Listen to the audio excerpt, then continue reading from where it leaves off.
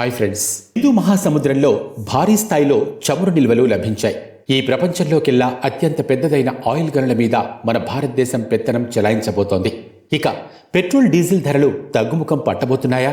ఇటువంటి చమురు నిల్వలు దొరికిన తర్వాత మన ఇండియాలో ఇంధనం రేట్లు ఎలా మారిపోతున్నాయి? హిందూ మహాసముద్రంలో మనకు దొరికిన చమురు నిల్వల్లో 17 బిలియన్ టన్నుల ఆయిల్ దొరకవచ్చు అని నిపుణులు అంచనా వేస్తున్నారు. ఈ చమురు నూనె నుండి పెట్రోల్, డీజిల్ వంటి ఇంధనాలను వెలికితీస్తారు. ఈ ప్రాంతంలో ఇంకా చెప్పాలంటే 120 బిలియన్ బ్యారెల్స్ నూనె లభించబోతోంది అని నిపుణులు బల్లగుద్దు చెబుతున్నారు.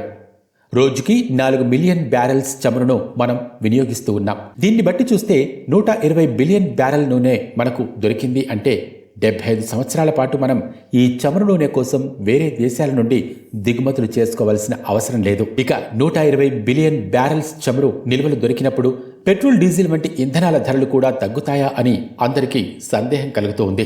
ముందుగా హిందూ మహాసముద్రంలో మన భారతదేశానికి ఇటువంటి భారీ చమురు నిల్వలు ఎలా దొరికాయో తెలుసుకుందాం. ఈ చమురు నిల్వలను ఎలా వెలికి తీస్తారు?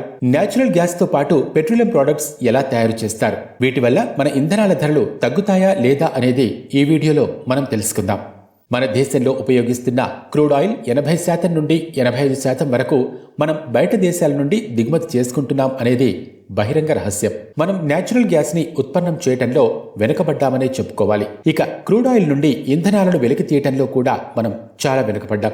అందుకనే ఎక్కువ శాతం అంటే 85% వరకు మనం సౌదీ, గల్ఫ్ దేశాలతో పాటు అమెరికా, రష్యా నుండి నూనెను దిగుమతి చేసుకుంటూ ఉన్నాం. అలాంటి సమయంలో 120 బిలియన్ బ్యారెల్స్ నూనె మనకు దొరికింది అంటే ఇక మనం ఇతర దేశాల మీద ఆధారపడాల్సిన అవసరమే లేదు. రష్యాతో పాటు గల్ఫ్ దేశాల నుండి మనం చమురు నూనెను ఇంపోర్ట్ చేసుకోవాల్సిన అవసరం ఉండదు. ఇతర దేశాల నుండి ఇలా నూనెను దిగుమతి చేసుకోవాల్సి వచ్చినప్పుడు వాళ్ళు చెప్పిన రేటుకి మనం కట్టుబడి ఉండాలి. ఆ దేశాల వాళ్ళు ఎంత రేటు చెబితే అంత రేటు కిక్కురు మనకుండా మనం చెల్లించాల్సి ఉంటుంది.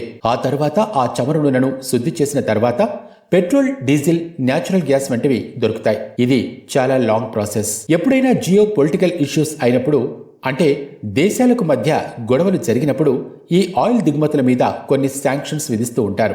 దాంతో పెట్రోల్, డీజిల్ వంటి ఇంధనాల రేట్లు పెరిగిపోతూ ఉంటాయి. ఇంతకీ ఇటువంటి భారీ స్థాయిలో చమురు నిల్వలు ఎక్కడ దొరుకుతాయో ముందుగా తెలుసుకుందాం. అండమాన్ నికోబార్ ద్వీపాల గురించి మీకు తెలిసిందే.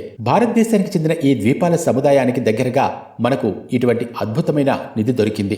దాదాపు 120 బిలియన్ బ్యారెల్ నూనె దొరకడం మామూలు విషయం కాదు.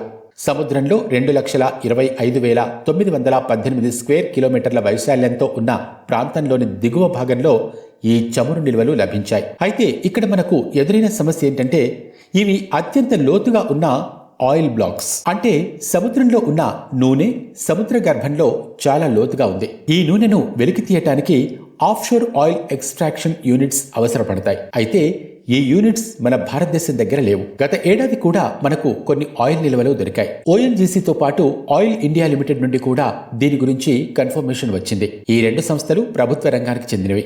ఈ ప్రాంతంలో ఆయిల్ నిల్వలు భారీగా ఉన్నాయని ఈ రెండు సంస్థలు కన్ఫర్మేషన్ ఇచ్చారు. కానీ ఇంత లోతు ప్రాంతం నుండి ఆయిల్ వెలికి తీసేంత టెక్నాలజీ మన దగ్గర లేదు. కానీ ఇప్పుడు మనకు ఒక శుభవార్త అందింది. నార్వేకి చెందిన ఒక కంపెనీ, ఒక డీప్ డ్రిల్లింగ్ కంపెనీ మనకు సహాయం చేయడానికి ముందుకొచ్చింది. ఈ కంపెనీ పేరు డాల్ఫిన్ డ్రిల్లింగ్ కంపెనీ. ఈ కంపెనీ సముద్ర గర్భంలో డ్రిల్లింగ్ చేసే పరికరాలను, యూనిట్స్లను కలిగి ఉంది. అటువంటి యూనిట్స్ లో ఒకటి బ్లాక్ ఫోర్డ్ డ్రిల్లింగ్ యూనిట్. ఇది సముద్ర అడుగు భాగంలో కూడా డ్రిల్లింగ్ చేస్తూ ఆయిల్ వెలికి తీస్తుంది. ఇటువంటి యూనిట్ ఇప్పుడు భారతదేశం సొంతమైంది. మన భారతదేశంలో చమురు నూనెకు సంబంధించిన కార్యకలాపాలను రెండు సంస్థలు పర్యవేక్షిస్తూ ఉంటాయి. వాటిల్లో ఒకటి ఓఎన్జీసీ, మరొకటి ఆయిల్ ఇండియా లిమిటెడ్. అయితే ఓఎన్జీసీ ఇక్కడ అప్పుడే పనులు మొదలుపెట్టింది. బ్లాక్ ఫోర్డ్ డ్రిల్లింగ్ యూనిట్ ని అమర్చి దాని సహాయంతో ఇక్కడ చమురు నిల్వలను వెలికి తీసే ప్రయత్నాలు ఇప్పటికే మన ప్రభుత్వం మొదలుపెట్టేసింది. అయితే ఆదిలోనే హంసపాదు అన్నట్టు చమురు నిల్వలను వెలికి తీయటానికి ఎన్నో అడ్డంకులు ఎదురవుతూనే ఉన్నాయి. ఈ ప్రాంతం ఇస్రో, డిఆర్డీఓకి చెందిన ప్రాంతం. Defence research and development organisation DRDO Indian space research organisation లో ఒక భాగం.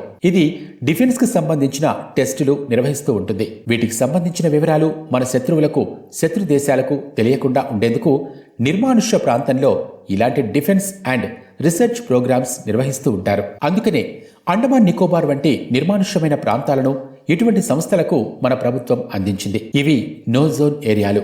అంటే అక్కడకు ఎవరూ రావటం వీలు పడదు. చమురు నిల్వలు దొరికినా సరే అక్కడ డ్రిల్లింగ్ అనేది జరగదు. ఇక్కడ ఎన్నో అద్భుతమైన టెస్టులను ఇస్రో నిర్వహించింది.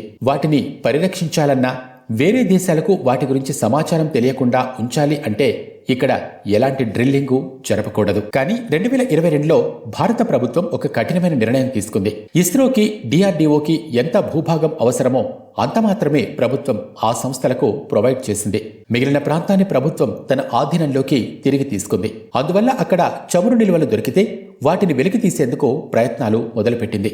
నార్వే నుండి దిగుబడి చేసుకున్న బ్లాక్ఫోర్డ్ డాల్ఫిన్ యూనిట్స్ ఉపయోగిస్తూ అండమాన్ నికోబార్ ద్వీపాల సమూహాలకు దగ్గరలో ఉన్న చమురు నిల్వలను వెలికితీసే పని మొదలుపెట్టింది. ఒకవేళ ఈ చమురు నిల్వలను పూర్తిగా వెలికి తీయగలిగితే ఇది మన భారత ఆర్థిక వ్యవస్థ మీద కూడా ఎంతో ప్రభావాన్ని చూపిస్తుంది. 75 సంవత్సరాల పాటు మనం బయట దేశాల నుండి ఆయిల్ ఇంపోర్ట్ చేసుకోవాల్సిన అవసరం ఉండదు. కాబట్టి పెట్రోల్, డీజిల్ వంటి ధరలు తగ్గే ఛాన్స్ ఉంది. దీంతో పాటుగా మన దేశంలో కూడా ఆఫ్ షోర్ డ్రిల్లింగ్ ప్రాసెస్ మరింత మెరుగుపడేందుకు కూడా అవకాశం ఉంది. కేవలం అండమాన్ నికోబార్ ప్రాంతంలోనే కాదు, దేశంలో చాలా ప్రాంతాల్లో ఆయిల్ నిల్వలు ఉండొచ్చు అని నిపుణులు అంచనా వేస్తూ ఉన్నారు. భారత్కు చెందిన ఎకనామిక్ జోన్ వంటి ప్రాంతాల్లో కూడా పూర్తి స్థాయిలో చమురు దొరుకుతుంది. ఇలా మన దేశంలో ఉన్న చమురు నిల్వల మీద మనం దృష్టి పెట్టినట్లయితే గల్ఫ్ దేశాలను మనం దెబ్బతీయొచ్చు. కేవలం ఆయిల్ అమ్ముకుంటూ ఒక రేంజ్లో ఎదిగిపోయిన గల్ఫ్ దేశాలు దెబ్బకు కుదేలమంటాయి. అసలైన వ్యాపారం అంటే ఏంటో కూడా మనం ఆ దేశాలకు చూపించే అవకాశం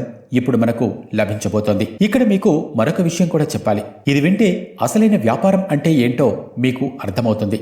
సౌదీలో ఆయిల్ నిల్వలు ఉన్నట్టు ముందుగా గుర్తించింది అమెరికా అనే విషయం మీకు తెలుసా? అమెరికాకు ఉన్న టెక్నాలజీతో సౌదీ అరేబియాలో ఉన్న ఆయిల్ నిల్వలను గుర్తించింది. మన దేశంలో ఎక్కడెక్కడ ఆయిల్ దొరుకుతుందో వెతికి పెట్టమని అమెరికాను సౌదీ వాళ్లే ఆహ్వానించారు. దాంతో ఆ దేశంలో ఆయిల్ పుష్కలంగా లభిస్తూ ఉంది అని గమనించిన అమెరికా ఆ దేశం నుండి దొరికే ఆయిల్ మొత్తాన్ని కొనుగోలు చేసింది. ఆ దేశాల నుండి ఆయిల్ ని సేకరించి అమెరికాలో ఆయిల్ రిజర్వ్ లో భద్రపరిచింది.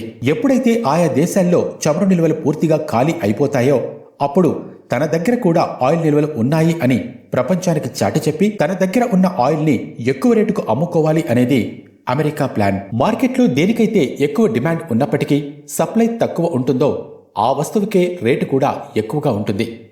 ఇదే ఆలోచించిన అమెరికా ప్రపంచంలో ఉన్న దేశాల నుండి ఆయిల్ మొత్తం కొనుగోలు చేసి రేట్లను పెంచి ఎక్కువ రేటుకు అమ్మాలి అనే ప్లాన్ చేసింది. ప్రస్తుతం మిడిల్ ఈస్ట్లో అమెరికా సంబంధాలు గొప్పగా ఏమీ లేవు.